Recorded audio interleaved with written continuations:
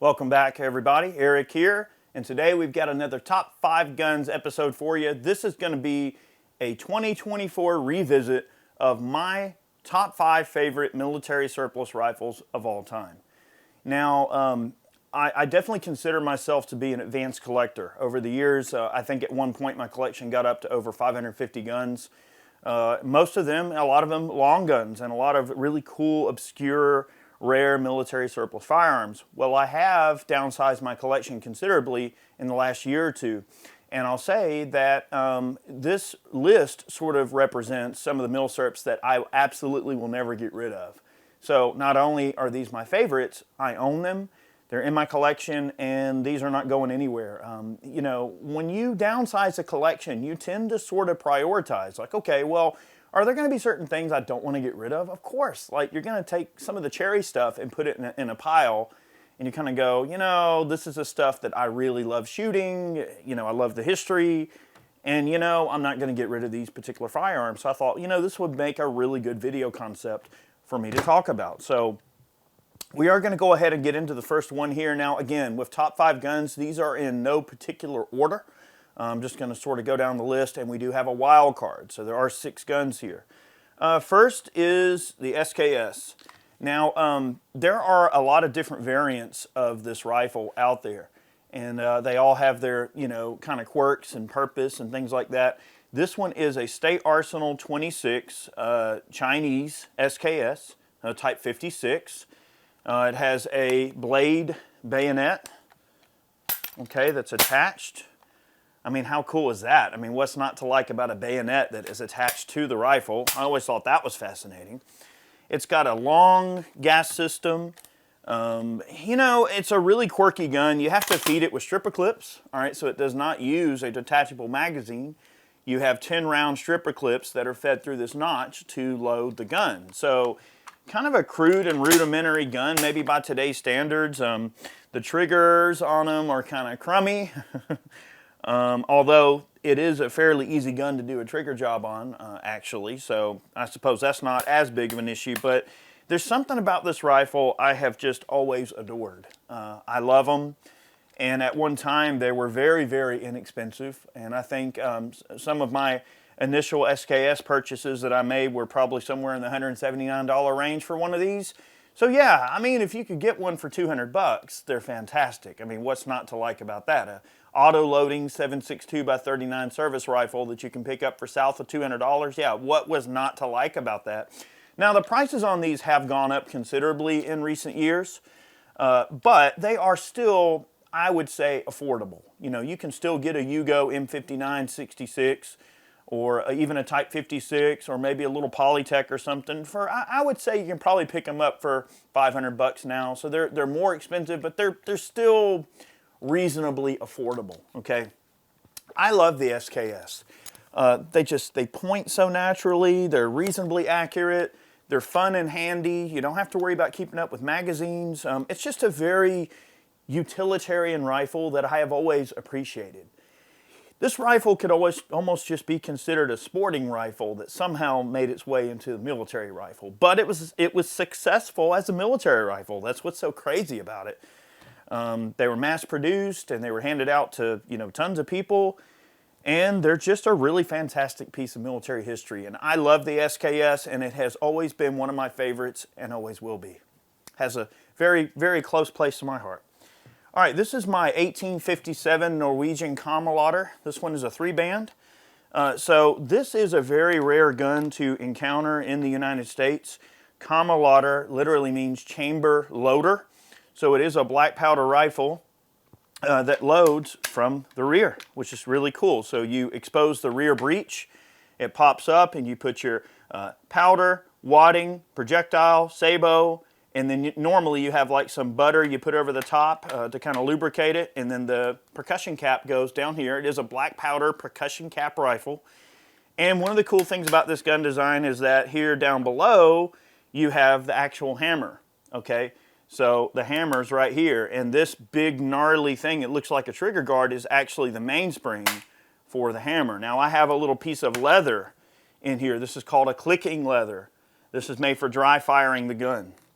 Really cool gun, and I have hunted deer with this particular gun. I've shot several deer with this rifle, and you know it is long and ungainly, and it uses a very large, like 70 caliber bullet that looks like a ballistic marshmallow.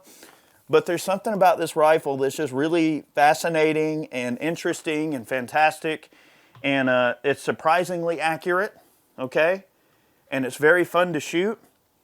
And it's a real, this gun is a real head turner at the range. You know, whenever I take this thing to the range, people lose their minds because it's definitely not the kind of gun that you're going to see, you know, in America that often. It's a very rare service rifle, even in Norway. It is Norwegian. This is the loading tool that Mark Novak turned this off of a piece of dowel rod, okay? And that is for that's your ramrod, okay? It's just this little short wooden dowel rod.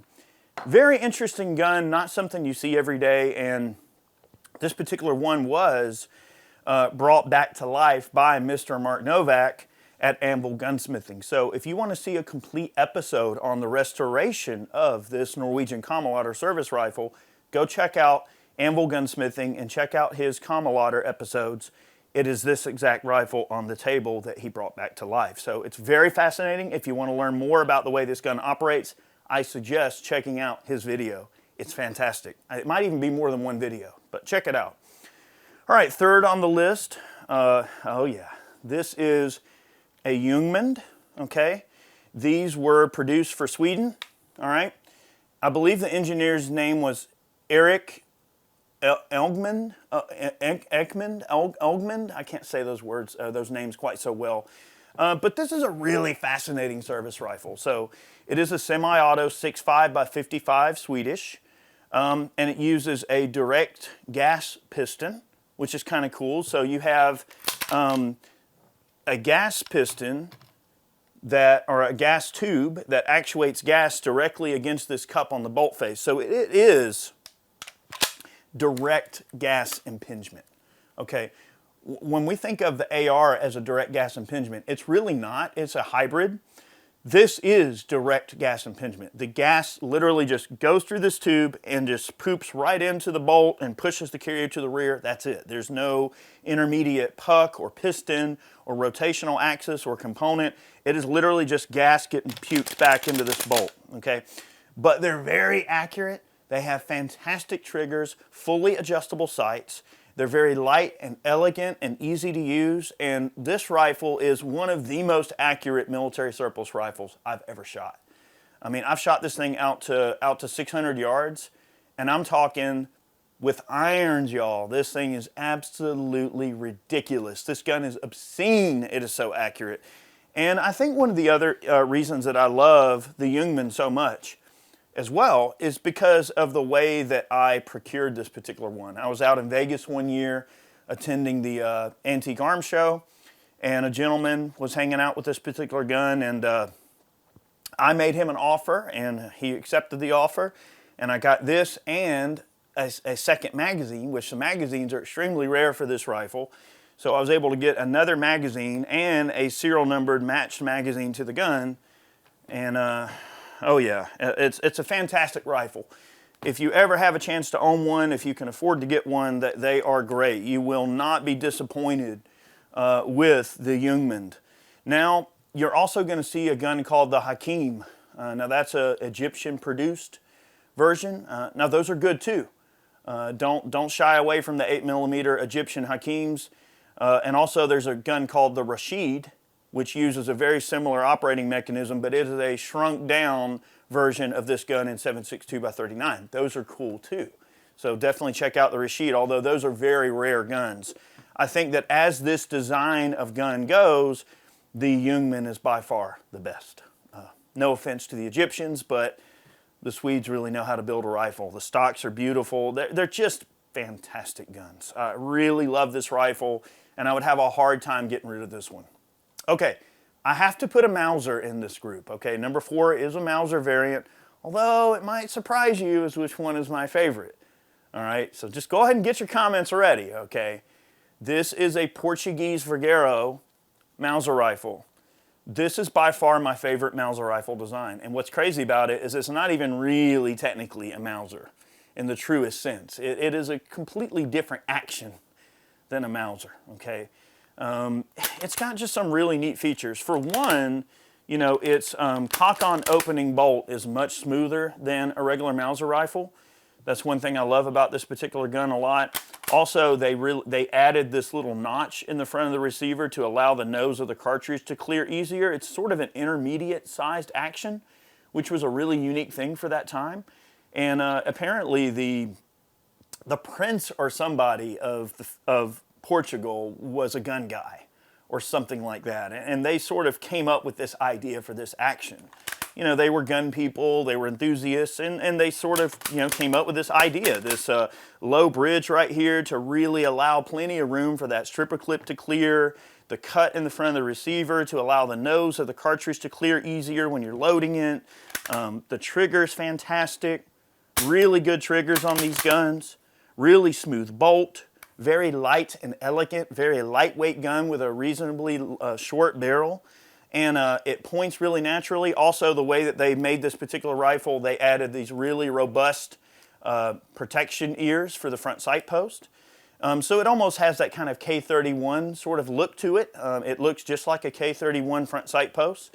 And I almost wonder if they chose that on purpose because of the K31 service rifle. But these Mausers are fantastic. They point very naturally. They absolutely shoot the living daylights out. This one is an 8mm Mauser. Now, for such a lightweight and handy rifle, it does have a bit of recoil, but I tell you, out of all the Mauser rifles I've ever owned, I always go back to this Figueiro because the Portuguese, and it's such a fantastic shooting Mauser rifle. Don't tell anyone because I don't want the prices to go up. Because right now the prices on these are still pretty reasonable. But I have a feeling after this video drops, maybe at least for a while, it may not be the case. But they are fantastic, and this is by far my favorite Mauser rifle is the Portuguese Figueiro, okay? And it's a commonly overlooked Mauser as well. Okay, number 5 on the list, we're still in Portugal, y'all. This is a Portuguese Navy contract Snider rifle. How cool. All right, now this is black powder, so this is our second offering that is a black powder rifle. This uses a 577 Snider cartridge, which basically is a 58 caliber musket round in a cartridge contained environment, essentially, okay? So like if you're talking a P-53 Enfield from the Civil War and a Civil War soldier had a little carbine like this and stuffed his projectile, his Manet down the barrel with a charge of powder, it's essentially the same thing, except what you get here is it loads from the breech. How cool is that? So you have a cartridge-contained black powder round that essentially gives you the power of a P-53 musket, but in a breech-loading gun that is quick and efficient and easy to shoot. And I'll tell you, this gun is so freaking fun to shoot. It's not even funny. It is absolutely one of my favorite shooting milsurp rifles that I have. It just throws a giant fireball out. When the big heavy 600 grain projectile hits a piece of steel, it makes an obnoxious loud clang, usually knocks the steel plate over. And every time I've let someone shoot this thing, they absolutely love it. They always ask to shoot it again. And out of all the rifles I've ever taken to a range day and played around with, everyone always asks questions about the Snider, and they always come over here and ask me about the Commader, because a Commader is not something you see every day. So there's my top 5. Okay, what's number 6? Well, we do have a wild card. The reason that this gun is a wild card is because this is not a standard milsurp. Now this one's been heavily modified, okay? But I include it in this list because I built it and it's very important to me, and this gun was very important to my development as a gun person, and also just to change my overall sort of mentality about what a milsurp really can do. So don't kill the messenger. Okay, here's number 6. I had to add fugly into this list, okay? So this is my Mosin SPR, okay? Now I know what you're thinking. Yeah, it's ugly, but let me tell you something. This Mosin right here is one of the best shooting Mosins that you could ever ask for. It is so cool. It's light and handy, easy to maneuver. I can run my suppressor on it. It's very accurate. I have killed hogs with this gun out to almost 200 yards, okay? This thing is fantastic. It still gives 1,000 foot-pounds of energy or more out to about 250 yards with 180 grain soft point, so it's a great hunting tool. I have killed numerous deer with this rifle. It's fantastic.